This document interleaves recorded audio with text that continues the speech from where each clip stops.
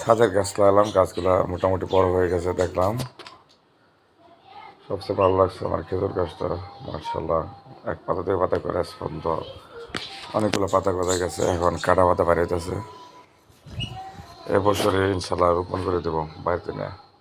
সাথে কুমড়ো গাছ লাগাইছিলাম, মোটামুটি গাছগুলা গাছটা সারাই গেছে।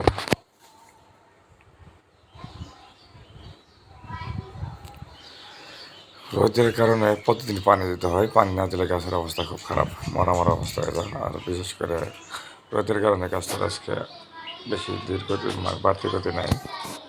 মোটে পানি দেওয়ার পরে গাছে ফুল আসতেছে, একটা ফল আসছিল তা মরে নষ্ট হয়ে গেছে। ওখানে একটা পোকাও দেখলাম, পোকা হয়েছে গাছে, গেছে বিষ দিতে হবে, এই যে পোকা মাকড়সা। এরপরে আমি কিছু মরিচ গাছ লাগাইছিলাম, মার্শাল্লাহ মরিচ গুলো ফুল আসতেছে, গাছগুলো মোটামুটি ভালো বড় হয়েছে এবং যে টবে লাগাইছিলাম টবটা ভরে গেছে। এখন ওই যে ফুল আসতেছে, মরিচ আসতেছে, ইনশাল্লাহ বলা যায় যাতে ফলটা ভালোই হবে।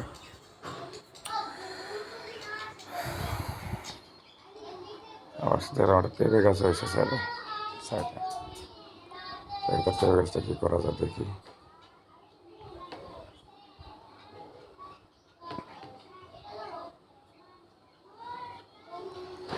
মরিচ গাছ, বোম্বাই মরিচ গাছ, মরিচ গাছ একটা দেখলাম, ইনশাল্লাহ হবে, মরিচ ধরা শুরু করছে, দেখ সামনে আর কি হয়।